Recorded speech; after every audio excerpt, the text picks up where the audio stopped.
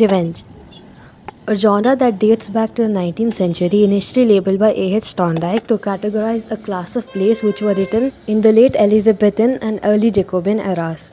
However, in recent times, there has been a notable resurgence in the popularity of this specific genre. The most popular shows released in the recent years being The Glory, Revenge of Others, Redo of Healer, Vincenzo, Shield Hero, Marry My Husband, Itaewon Class, and many more. These are just a few from the media I have consumed. There are many reasons as to why this particular genre has garnered so much attention and is well loved by many. One specific reason being that it's a way of wish fulfillment. Seeing the main character doing things that you could never do. Example, beating up the bully and teaching them a lesson. And also people love to see bad guys get their karmic retribution. One more reason being that the human desire for revenge is innate, but often is suppressed to prevent chaos. Religion also emphasizes forgiveness to deter vengeful acts. Despite moral teachings against revenge, stories allow us a guilt free way to explore these impulses and reflect on the complexities of justice. And the simplest of all reasons being that people tend to like these edgy stuffs and it gives them satisfaction. And as satisfying as this genre can be, it is quite problematic. As there have been a release of many revenge shows, there have also been a release of many terrible revenge shows. They, there are often so many terrible shows which have like such cheap plot lines that it's not even centered around the revenge, and it instead incorporates unrelated genres which have unnecessary sexual content, and often we get a moralless main character who is just as morally corrupted and as vicious as the villains, but never has to face the consequences of his or her actions. And one of the worst cases is that like the fans go to such lengths to justify the actions of these characters. The example being Light Yagami. There's nothing wrong with the story nor how the author wrote him, but the fans who idealize him and glamorize him, saying he's a hero and he did nothing wrong. And a lot of these arguments they sound sarcastic and all, but honestly, I have met like actual people who like actually defend these kind of 2D characters. And one of the worst revenge shows to be ever released is this anime called Redo of Healer. It is a show about a generic fantasy world healer who travels back in time to take revenge on his party for mistreating and abusing him.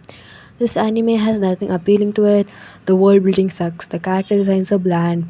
None of the OSTs nor the opening songs are memorable, nor is the animation noteworthy, and the story is just terrible.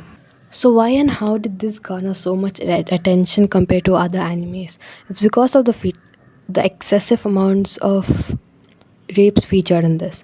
Somehow managed to fit like 3 rape scenes in an episode of 20 minutes, and this isn't even like the start of it. The rape scenes are like downright traumatizing and disgusting, leaving no room for the main character to be redeemed or even be seen as a person, and none of his actions can be justified. And this can seem like one show, but you need to remember that this was first a manga written and published by a whole team, then it was made into an anime with an animation team, a voice acting team, a directing team, which goes to show that there is an audience for this, and this is why they are creating it. They won't do so much work for nothing. There is an audience for it, and there's many degenerate weebs who watch this and idealize the main character for his actions. I've seen reels of these horrible scenes in which the MC does terrible stuff, and like the captions say stuff like, oh, the WMC and whatnot. And honestly, this is not how you do a revenge show. As there have been terrible shows, there have also been really good shows, one of them being the K drama Glory. Dong Yoon, the main character, survives horrific abuse by high school bullies, then spends decades planning an elaborate scheme to make her abusers pay for their crimes. She makes amazing plans to pit these bullies against each other while never being directly responsible for any of their deaths. And while she takes her revenge, she takes the utmost care not to involve innocent characters in it. This is shown in many scenes where she falters to take action, which shows that she still has a humanity within. While her revenge begins only for herself, it slowly becomes about helping others. While executing her own revenge, we watch as she helps Imonim escape domestic abuse. Hadoyon learn the truth about his wife and protecting his daughter from her insane biological father and mother. Kim Gyeong-ran avoids the consequences of killing her sexual abuser. She saves the lady of She saves the life of a landlady. She helps Yoon So Hee by avenging her death, and of course, without Dong Yun even trying, she helped Ju Young Jung find a new purpose in her life once she met her. While she perfectly implemented the whole plan, she never lost her humanity on the way, and she even found people on whom she can rely on and live for. Her purpose of living was no more for revenge, and this is what a good revenge show must be like. And while I'm talking about this topic, and another topic that comes to my mind is forgiveness. A genre or rather a trope which is not well received at all, and that's quite understandable because this is often handled really badly in even in the most famous shows like Attack on Titan with Annie, and the most notorious one being Naruto, which uses this trope so many times in terrible ways, and the worst case being Obito. And this is done quite often because this trope is used in children's shows, but this isn't even a good excuse, as Avatar the Last Airbender, despite being a children's show, handles the antagonist's forgiveness way better. And the excuse that is made for kids makes it worse, as it kind of shows the kids that they can get away with anything they do. But this isn't my main problem with this thing, but it's the mishandling of this trope. People really end up hating the idea of forgiveness itself, and they see it as a weakness because of this trope. And if handled well, this trope can serve some really good plots and character development.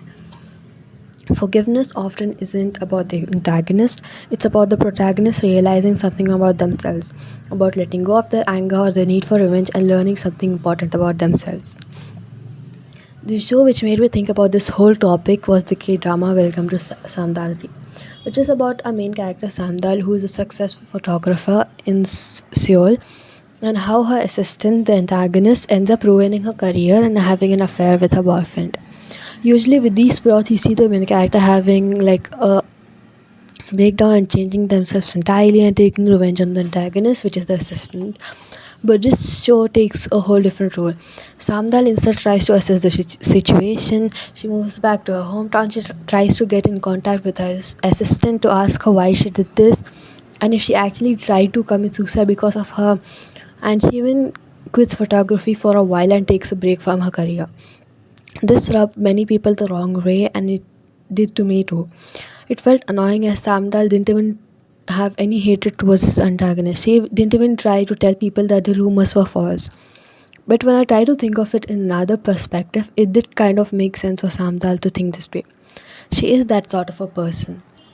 Not being able to hate someone who wronged you is not a bad thing. It is not a weakness. Rather, it is a form of strength. I don't mean in any way that everyone should forgive everyone. What I mean is that what Samdal did is not bad either. It doesn't make her a bad character nor a bad person. It only is an issue when the protagonist forgives the antagonist when they don't have a right to. The right to forgiveness is basically you can only forgive a person if they have for the things they have wronged you for. You can't forgive them for the things they have wronged others for. This is where Naruto goes wrong in many ways.